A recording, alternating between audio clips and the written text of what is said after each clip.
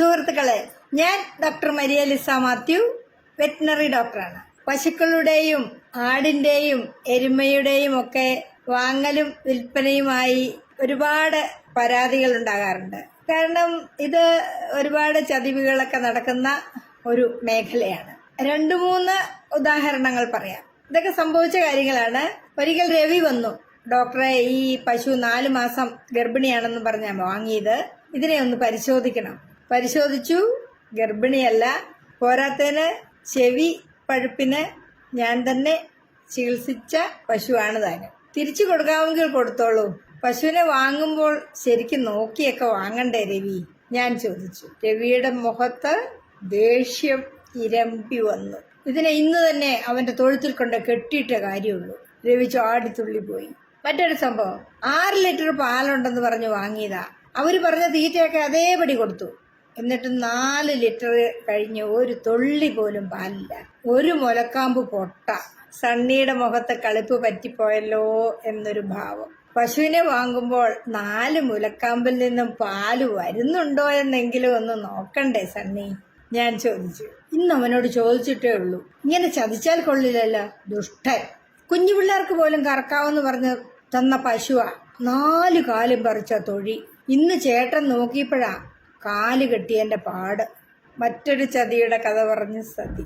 പുതിയതായി വാങ്ങിയ പശുവാ, 7 മാസം ഗർഭിണിയാ. എന്തോ പുറത്തോട്ട് തള്ളി വരുന്നു. പരിഭ്രമത്തോടെ കല്യാണിയമ്മ. പരിശോധനയിൽ ഞാൻ രോഗിയെ തിരിച്ചറിഞ്ഞു. ഗർഭിണിയായാൽ ഗർഭാശയ ഭാഗങ്ങൾ പുറത്തേക്ക് തള്ളി വരുന്ന രോഗമാണ് അവൾക്ക്. പ്രൊലാപ്സ് വജൈന എന്നും പറയും. ചികിത്സയിലുമായിരുന്നു. ഉടമ മറച്ചു വിറ്റ് മിടുക്കനായി. പാവം കല്യാണിയമ്മ ശാപവാക്കുകൾ പോലും പറയാനാവാതെ തേങ്ങി. അപ്പോൾ ഇതിനെന്താണ് ഒരു പരിഹാരം? ഇതിന് പരിഹാരം തൊഴുത്തിൽ തന്നെയുണ്ട്. നമ്മളുടെ ജനിക്കുന്ന കിടാക്കളെ 10-12 ലിറ്റർ പാലുള്ള പശുവിന്റെ കുട്ടികൾ നമ്മുടെ തൊഴുത്തിൽ തന്നെ ജനിക്കുന്നുണ്ടല്ലോ. അവയെ നേരാമണ്ണം ചെറുപ്പം മുതൽ പരിപാലിച്ചു കൊണ്ടുവന്നാൽ ഏതാണ്ട് ഒരു 1.5 വയസ്സൊക്കെ ആകുമ്പോഴത്തേക്കും അവർ ഗർഭം ധരിക്കും. അതായത് കസ്തൂരി നമ്മുടെ തൊഴുത്തിൽ തന്നെ ഉണ്ട്. അപ്പൊ എന്താണ് ചെയ്യേണ്ടത്? പ്രസവിച്ചാൽ ഉടൻ തന്നെ അതിന്റെ തനിപ്പാൽ അഥവാ കൊളസ്ട്രം കുടിപ്പിക്കുക. 10 ദിവസം കഴിയുമ്പോൾ ആദ്യത്തെ വിരയിളക്കൽ നടത്തുക. 3 മാസം വരെ കിടാവിനെ പാല് കുടിപ്പിക്കുക. പാല് കുടിച്ചുകൊണ്ടിരിക്കുമ്പോൾ തന്നെ അത് തീറ്റ തിന്നാൻ തുടങ്ങും. അപ്പോൾ വലിയ പശുവിന്റെ തീറ്റയല്ലാതെ കാഫ് സ്റ്റാർട്ടർ തീറ്റ തന്നെ കൊടുക്കുക. കാഫ് സ്റ്റാർട്ടർ മാർക്കറ്റിൽ അവൈലബിൾ അല്ലെങ്കിൽ ഞാൻ പല വീഡിയോയിലും കാഫ് സ്റ്റാർട്ടർ എങ്ങനെ ഉണ്ടാക്കാമെന്ന് പറഞ്ഞിട്ടുണ്ട്. ആ വീഡിയോകൾ കാണാം. പിന്നെ വേറൊരു കാര്യമുണ്ട്. ഇപ്പോൾ ജനിക്കുന്ന എല്ലാ കിടാക്കളെയും തന്നെ മൃഗസംരക്ഷണ വകുപ്പിന്റെ കന്നുകുട്ടി പരിപാലന പദ്ധതിയിൽ ഉൾപ്പെടുത്തി സബ്സിഡി നിരക്കിൽ കാലിത്തീറ്റ കൊടുക്കുന്നുണ്ട്. അതായത് കിടാക്കളെ എല്ലാം ഡിപ്പാർട്ട്മെന്റ് ദത്തെടുക്കുകയാണ്. അതിന്റെ തീറ്റയും അതിന്റെ വിരമരുന്നുകളും ഇൻഷുറൻസും ആവശ്യമുള്ള വിറ്റാമിൻ ധാതു ലവണ മിശ്രിതങ്ങളും മീനെണ്ണയും എല്ലാം നൽകുന്നുണ്ട്. 6 മാസമായാൽ കിടാക്കളുള്ള എല്ലാവരും അടുത്തുള്ള മൃഗാശുപത്രിയിൽ വിവരം പറയുക.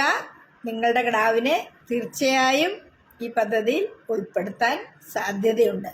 കിട്ടിയാൽ ആ തീറ്റ കൃത്യമായി കിടാവിന് തന്നെ കൊടുക്കുക. അങ്ങനെയാണെങ്കിൽ കിടാവ് 1.5 വയസ്സാകുമ്പോൾ തീർച്ചയായും മതിലക്ഷണം കാണിക്കും, ഗർഭം ധരിക്കും. അപ്പോൾ നമുക്ക് പശുവിനെ വാങ്ങുന്ന ചതി കുഴിയിലൊന്നും വീഴാതെ നോക്കാം. പിന്നെ പശുവിനെ വാങ്ങുമ്പോൾ ശ്രദ്ധിക്കേണ്ട ചില കാര്യങ്ങൾ ഉണ്ട്. അത് കൃത്യമായും ശ്രദ്ധിക്കണം. ആദ്യമായി നമ്മൾ പശുവിന്റെ കണ്ണ് ശ്രദ്ധിക്കണം. തിളക്കമുള്ള തെളിഞ്ഞ കണ്ണുകളായിരിക്കണം. ഒന്നും ഒലിക്കുന്നില്ലെന്ന് ഉറപ്പാക്കണം. കണ്ണിൽ പഴുപ്പോ ഉണങ്ങിയ പഴുപ്പോ ഒന്നുമില്ലെന്നും കണ്ണ് കലക്കിയിട്ടില്ലെന്നും ഉറപ്പാക്കണം. പിന്നീട് നോക്കേണ്ടതാണ് മൂക്ക്. ആരോഗ്യമുള്ള പശുവാണോ എന്നറിയാനുള്ള പ്രധാന ലക്ഷണങ്ങൾ മൂക്കിലുണ്ട്. ഈർപ്പമുള്ള തണുത്ത മൂക്കായിരിക്കണം. മൂക്ക് നക്കിക്കൊണ്ടേയിരിക്കും പശു. ഫ്രീക്വന്റ് ആയിട്ട് നക്കുന്നതും ആരോഗ്യത്തിന്റെ ഒരു ലക്ഷണമാണ്. ശ്വാസോച്ഛ്വാസം നോർമൽ ആയിരിക്കണം. ശ്വാസം മുട്ടലുണ്ടാവരുത്, വീസിങ് ഉണ്ടാവരുത്, ചുമയോ മൂക്കൊലിപ്പോ ഇല്ലെന്നും ഉറപ്പാക്കണം. തൊലി വിശദമായി പരിശോധിക്കണം. ത്വക്കുരോഗങ്ങൾ ഒന്നുമില്ലെന്ന് ഉറപ്പാക്കണം. രോമം അവിടെ വട്ടത്തിൽ പോയിട്ടുണ്ടെങ്കിൽ റിങ്ങുവേമായിരിക്കാം. അതുപോലെ ചെള്ളോ വട്ടനോ പേനോ എന്തെങ്കിലും ഉണ്ടെങ്കിൽ നിങ്ങളത് വലിയൊരു തലവേദനയായിരിക്കും വാങ്ങി വീട്ടിലേക്ക് കൊണ്ടുവരുന്നത്. ത്വക്കുരോഗങ്ങളോ ബാഹ്യപരാധങ്ങളോ ഉണ്ടെങ്കിൽ അതിനെ അത്രമേൽ നിങ്ങൾക്ക് ഇഷ്ടപ്പെട്ടെങ്കിൽ അതിനുള്ള മരുന്ന് ചെയ്ത് 15 ദിവസം കഴിഞ്ഞ് ഒന്നുകൂടി മരുന്ന് ചെയ്തിട്ട് മാത്രമേ നിങ്ങൾ വാങ്ങിക്കൊണ്ടുവരാൻ പാടുള്ളൂ. പ്രായത്തിനനുസരിച്ച തൂക്കമുണ്ടാകണം. അതുപോലെ വാരിയെല്ലുകൾ എഴുന്നു നിൽക്കുന്നുണ്ടെങ്കിൽ അതിന് പോഷക കമ്മിയുണ്ടെന്ന് മനസ്സിലാക്കണം. അതുപോലെ വല്ലാതെ തടിച്ചു കൊഴുത്താണ് ഇരിക്കുന്നെങ്കിൽ അതും പ്രശ്നമാണ്. ആറ്റിറ്റ്യൂഡും നോക്കണം. വലിയ ഗൗരവത്തിലും വലിയ അഗ്രസീവുമാണെങ്കിൽ ഇത്തിരി പ്രശ്നമാണ്. സൗമ്യമായ, അലേർട്ടായ, ക്യൂരിയസ് ആയ പശുക്കളാണ് നല്ലത്. അക്രമാസക്തരായ, ഇടിക്കാൻ വരുന്ന പശുക്കളെ ഒഴിവാക്കുന്നതാണ് നമ്മുടെ ആരോഗ്യത്തിന് നല്ലത്. നടത്തി നോക്കണം. മുടന്തുണ്ടോ, കാലിൽ മുറിവുകളോ പരിക്കുകളോ ഉണ്ടോ, കിടന്നിട്ട് എഴുന്നേക്കാൻ എന്തെങ്കിലും ബുദ്ധിമുട്ടുണ്ടോ, ഇതൊക്കെ കൃത്യമായും നോക്കണം. പിന്നെ പിൻഭാഗത്ത് വൾവയുടെ ഭാഗത്ത് എന്തെങ്കിലും തുന്നലിട്ട പാടുണ്ടോ എന്ന് നോക്കണം. കാരണം ഇങ്ങനെ ഗർഭാശയ ഭാഗങ്ങൾ തള്ളി വരുന്ന പ്രൊലാപ്സ് ഉള്ള പശുക്കൾക്ക് തുന്നലിട്ടിട്ടുണ്ടാവും. ആ തുന്നലിട്ട പാട് മാഞ്ഞു പോവുകയില്ല.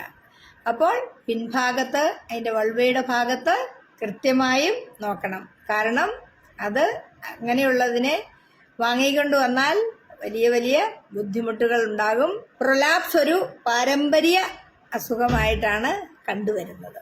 പിന്നെ ഏറ്റവും പ്രധാനപ്പെട്ടതാണ് അകിട്. വലിപ്പമുള്ളതും ശരീരത്തോട് ചേർന്നിരിക്കുന്നതുമായ അകിട്. ഒരേപോലെയുള്ള മുലക്കാമ്പുകൾ, വ്യക്തമായി കാണാവുന്ന തടിച്ച തെളിഞ്ഞ പാൽഞരമ്പുകൾ, കല്ലപ്പില്ലാത്ത മാർദ്ദവമുള്ള അകിട്. ഇതാണ് ഒരു നല്ല അകിടിന്റെ ലക്ഷണങ്ങൾ. കറന്നു നോക്കണം. പാല് വരാൻ എന്തെങ്കിലും തടസ്സമുണ്ടോ എന്ന് അറിയണം. പിന്നെ അകിട് വീക്കം വന്ന് ഒരു മുലക്കാമ്പ് നഷ്ടപ്പെട്ടതാണെങ്കിൽ അത് ചുങ്ങിക്കേറി ഇരിക്കുന്നുണ്ടാവും. 2 നേരത്തെയെങ്കിലും കറവ കാണണം. ചില പശുക്കളെ 3 തവണയും കറക്കുന്നുണ്ടാവും. മറ്റൊന്ന്, പാലിലെ കൊഴുപ്പും, അതായത് ഫാറ്റ്, കൊഴുപ്പിതര ഖരപദാർത്ഥങ്ങളും, അതായത് SNF എത്രയുണ്ടെന്ന് അടുത്തുള്ള സൊസൈറ്റിയിൽ, മിൽക്ക് സൊസൈറ്റിയിൽ അന്വേഷിക്കുന്നത് ഉചിതമായിരിക്കും. അപ്പോൾ ഏതാണ്ട് ഇതൊക്കെയാണ് നമ്മളൊരു പശുവിനെ വാങ്ങുമ്പോൾ എന്ന് ഞാൻ പറഞ്ഞെങ്കിലും ഇത് എരുമയെ വാങ്ങാൻ പോകുമ്പോഴും ആടിനെ വാങ്ങാൻ പോകുമ്പോഴുമൊക്കെ ബാധകമാണ്. അപ്പോൾ ഇനിയെങ്കിലും കളിപ്പ് പറ്റാതിരിക്കാൻ ഈ വീഡിയോ വ്യാപകമായി ഷെയർ ചെയ്യണം. അപ്പോൾ ശരി, ബൈ.